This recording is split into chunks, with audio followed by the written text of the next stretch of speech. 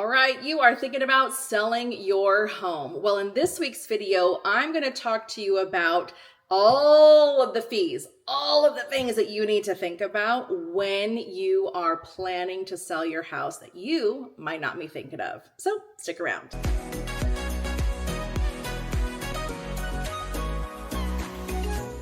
Hey everyone, my name is Danae Hewitt and I am your go-to DFW realtor here in the Dallas-Fort Worth Metroplex. All right, you're thinking about selling your house, but how much is this going to cost you? So here are a list of things for you to think about when you are wondering, how much money am I going to net on my house to maybe use towards my next home purchase or to pay off some debt, whatever your situation is. So the first thing to think about is how many liens do you have on your house right now? And by liens, I mean your mortgage lien. Maybe you've put solar panels on your house, so that lien is on the house. Maybe you had your ACs replaced, a pool, things like that. So how much debt is on that house? Maybe you took out a second mortgage. I don't know. How much is all of that? Because all of that needs to be paid off at closing.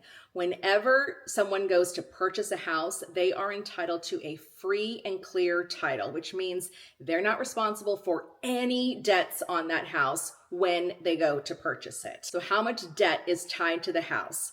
That's something you've got to think about. The second thing to think about are professional fees. So you're going to be working with a real estate agent to sell your house. You're going to be working with a title company as well. So they all have fees associated with them. Let's talk about title fees. Typically in our market, we see that the title policy being transferred from one person's name to the other person's name, that cost is usually paid for by the seller. And the cost of that depends on the cost of the house. Okay, so the title policy will be more expensive the more expensive your house is here. You're also going to have some HOA fees if your home is in an HOA, because the HOA has to be transferred out of your name into the next buyer's name, and the management company is going to be charging a fee for that. And there's other documentation that needs to be provided to the buyers that the HOA company has to prepare. So you're going to have some miscellaneous HOA fees in there as well. Now, other professional fees are working with your real estate agent. Now, we all know that commissions are negotiable. If you are sitting down with your real estate agent, talk to them about what their fees are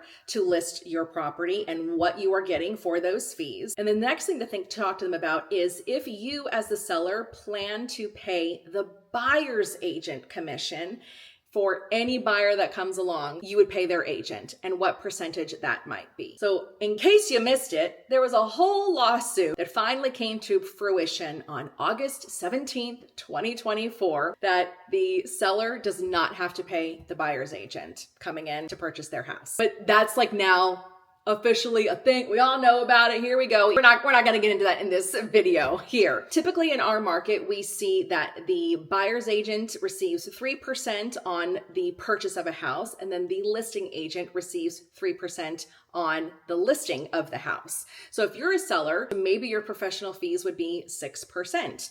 But that's something, again, that you want to negotiate. What I like to do with my seller clients is we are 100% going to be in agreement to what my professional fees are with them, and that's going to be signed off on. We're going to know that percentage going into listing of the house. When it comes to the buyer's agent, what you should know is that every single buyer's agent, I have to have a buyer's representation agreement with my buyers so that they know what my professional fees are. And the conversation I have with them is I am going to ask the seller if they would pay those fees.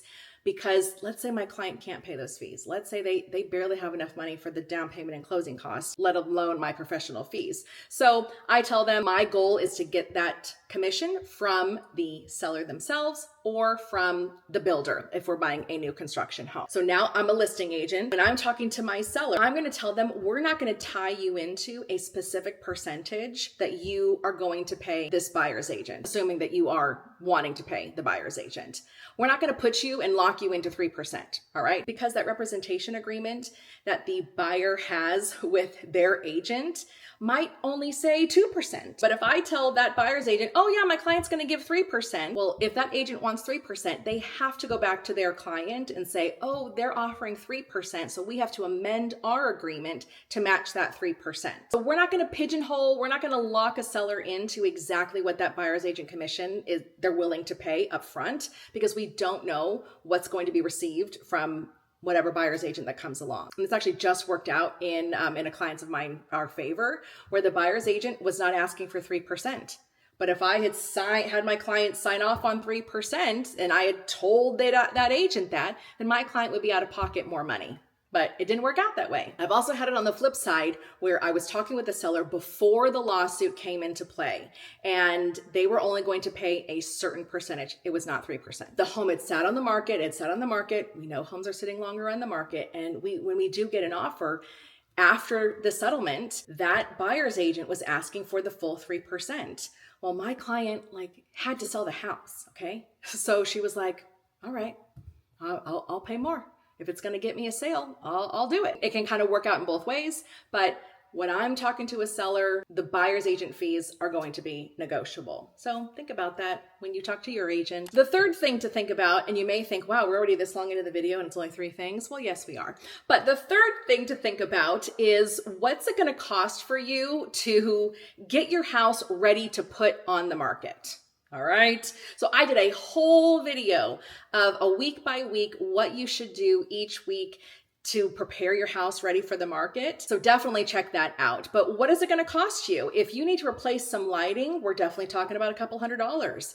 If you've got a porch deck, a wooden porch that needs to be restained because it's really bad looking and that wood's getting a little, that's going to be some money there too. Do you have the money up front to pay for these repairs, and how much is it going to be? So it's definitely something that you're going to have to think about when you're putting your house on the market is what do you need to do to get your house market ready, and how much that's going to cost you. The last thing to think about when you are selling your house is, how much is it going to cost you to actually move? So if you are not moving too far away, it may not cost you a ton. Maybe you've got your friends to help you. Maybe you rent a U-Haul for a day, and that's it. But if you're moving to another state, or you're moving, over an hour away, friends may not be that willing to help you, who knows? But so what is it going to cost you to move? Are you going to have to put some stuff in storage to get it out of your house before it's on the market?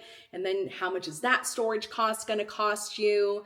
And then moving the stuff out of there, a double move, just those moving things, you definitely want to think about how much approximately, do your research and see how much that would cost you when you go to sell your house. That's it for this week's video. If you have learned something new, I would love to know that in the comments below. And if not, I guess you can tell me that too. Whatever.